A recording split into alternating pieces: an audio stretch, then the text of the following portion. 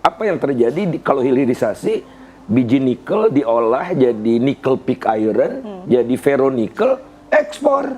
Bukannya digunakan bahan lanjutannya untuk industri kita, Krakatau Steel makin kuat dan sebagainya. Enggak. Tapi untuk hilirisasi itu menopang industrialisasi di Cina gitu. Kalau hitungan kita ya, contoh saya berikan contoh nikel. Saat diekspor mentahan, bahan mentah, setahun kira-kira hanya 17 triliun. Setelah masuk ke industrial downstreaming, ke hilirisasi menjadi 510 triliun. Bayangkan saja kita, negara itu hanya mengambil pajak dari 17 triliun sama mengambil pajak dari 510 triliun. Sampai dijelaskan pakai logika yang sangat sederhana itu ya. Karena dari situ, dari hilirisasi kita bisa mendapatkan PPN, PPh badan, PPh karyawan, PPh perusahaan, royalti, bea ekspor, penerimaan negara bukan pajak, semuanya ada di situ. Coba dihitung aja, dari 17 triliun sama yang 510 triliun gede mana?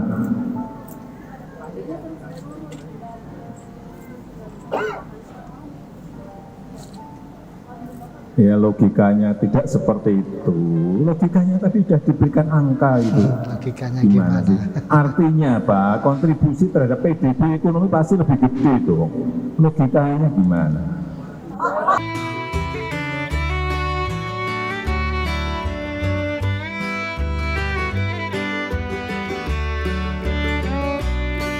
Tapi yang membuat kita gundah itu, semua capres itu ingin melanjutkan program yang salah itu. Spesifiknya program apa menurut Anda? Infrastruktur, yang food estate, itu kan ngaco semua. Iya kan? Kereta cepat, banyak sekali. Jalan tol Sumatera. Kemudian industrialisasi, nggak dikenal istilah industrialisasi. Yang ada hilirisasi. Iya kan? Nah, hilirisasi. Jadi, apa yang terjadi kalau hilirisasi, biji nikel diolah jadi nickel pig iron, jadi ferronikel, ekspor. Bukannya digunakan bahan lanjutannya untuk industri kita, Krakatau Steel makin kuat dan sebagainya. Enggak. Tapi untuk hilirisasi itu menopang industrialisasi di Cina gitu. Hilirisasi industri, salah satu program strategis pemerintahan Presiden Jokowi, di mana diharapkan hilirisasi ini nantinya akan menjadi tumpuan masa depan Indonesia untuk menjadi negara maju. Karena apa? Karena potensinya sangat besar sekali. Dan ketika sudah dijalankan beberapa tahun ini, keuntungannya pun berpuluh-puluh kali lipat untuk Indonesia. Karena apa? Karena ketika sebelum adanya hilirisasi, Indonesia selalu menjual bahan dalam kondisi mentah atau bahan baku. Tetapi setelah ada hilirisasi industri di Indonesia ini yang dijalankan oleh pemerintahan Presiden Jokowi, bahan yang awalnya dikirim mentah ini diolah lebih dulu di Indonesia. Jadi barang setengah jadi ataupun barang jadi. Sehingga apa? Sehingga nilai barang yang diekspor tersebut ya, nilainya itu jauh-jauh lebih tinggi. Dan Presiden Jokowi juga sudah berulang kali dan seringkali menjelaskan bahwa hilirisasi industri ini yang dilakukan oleh pemerintah itu menguntungkan Indonesia berpuluh-puluh kali lipat dibandingkan sebelumnya. Namun tetap saja ya, yang namanya tokoh oposisi terus-menerus mencari celah mengkritik kebijakan pemerintahan Presiden Jokowi. Seperti Pak Faisal Basri ini ya. Dia ini menyebut ya bahwa program hilirisasi RI itu hanya menguntungkan ke Cina saja. Padahal faktanya nggak demikian ya. Dengan hilirisasi dijalankan ini, itu tak hanya meningkatkan nilai tambah dari barang yang diekspor itu, tetapi juga bisa memperbaiki neraca perdagangan Indonesia, di mana berpuluh-puluh tahun itu selalu defisit. Ketika Presiden Jokowi menjalankan hilirisasi ini, neraca perdagangan Indonesia sudah bisa surplus. Dan pernyataan dari pihak-pihak yang mengkritik hilirisasi yang dijalankan pemerintah ini langsung dijawab oleh Presiden ketika kemarin menjajal LRT bersama para seniman dan artis-artis ya.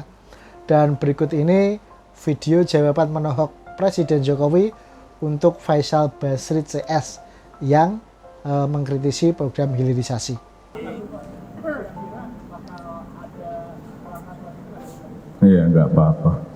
Yang jelas, hilirisasi tidak akan berhenti.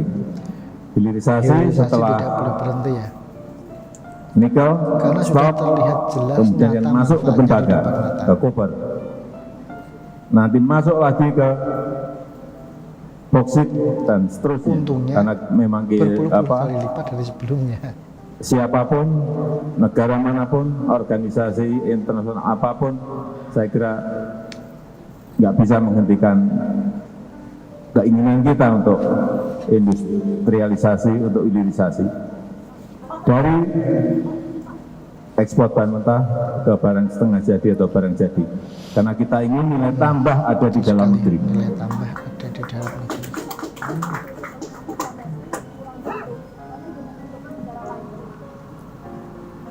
Gimana hitungannya Luar gimana? biasa ya. Kalau hitungan kita ya, contoh saya berikan contoh nikel. Saat diekspor mentahan, bahan mentah, setahun kira-kira hanya 17 triliun. Setelah masuk ke industrial downstreaming,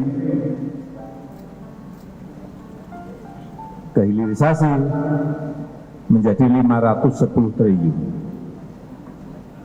Bayangkan saja kita, negara itu hanya mengambil pajak dari 17 triliun sama mengambil pajak dari 510 Sampai triliun. Bagaimana? dijelaskan pakai logika yang sangat sederhana itu ya. Karena dari situ, dari hilirisasi kita bisa mendapatkan PPN, PPh badan, PPh karyawan, PPh perusahaan, royalti, biaya ekspor, penerimaan negara bukan pajak, semuanya ada di situ.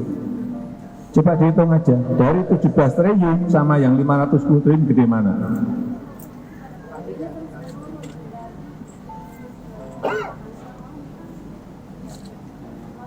Ya logikanya tidak seperti itu. Logikanya tadi sudah diberikan angka itu. Logikanya Gimana gimana? sih? Artinya Pak, kontribusi terhadap PDB ekonomi pasti lebih gede dong. Logikanya gimana? Nah, itu tadi ya jawaban Presiden Jokowi kepada Faisal Basri dan orang-orang yang mengkritik program hilirisasi. Sangat menohok sekali ya. Bahkan Presiden Jokowi sampai memberikan pemahaman logika yang sangat sederhana agar mereka bisa mengerti ya. Tadi Pak Jokowi memberikan salah satu contoh nikel. Sebelum adanya hilirisasi, nilai ekspor barangnya itu per tahun cuma 17 triliun ketika diekspor dalam kondisi bahan mentah.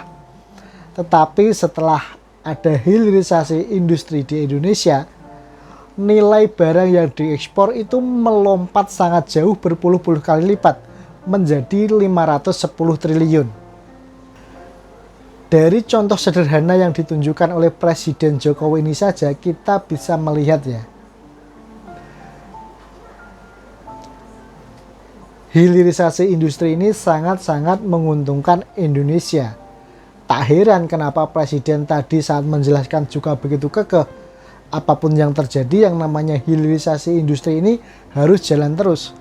Karena apa? Karena manfaatnya sangat begitu besar untuk bangsa Indonesia. Nilai tambah itu ada di dalam negeri dan ini akan menjadi tumpuan masa depan untuk bisa menjadi Indonesia Emas 2045 nanti. Bagaimana bisa keuntungan yang sudah di depan mata, peluang yang sangat besar itu kita lewatkan begitu saja. Bayangkan saja jika pemimpinnya tidak seberani Presiden Jokowi ya. Mungkin ketika Uni Eropa menggugat pembatasan ekspor nikel bahan mentah ini, mungkin kita Indonesia akan melempem. Tapi Pak Jokowi nggak seperti itu. Digugat di WTO ya kita lawan. Kalah ya tetap kita lawan terus. Apapun yang terjadi. Karena apa? Karena industrinya itu, hilirisasi itu udah jalan di Indonesia. Dan kita tinggal melanjutkan saja. Masa ya keuntungan begitu besar yang sudah di depan mata mau kita lewatkan saja? Kan nggak mungkin ya. Nah, mungkin cukup sampai di sini ya untuk video kali ini. Maju terus Pak Jokowi, kami rakyat akan tetap mendukungmu agar bisa membuat Indonesia jadi lebih baik dan jadi semakin maju. Terima kasih, salam waras dari kami warga desa. Wassalamualaikum warahmatullahi wabarakatuh.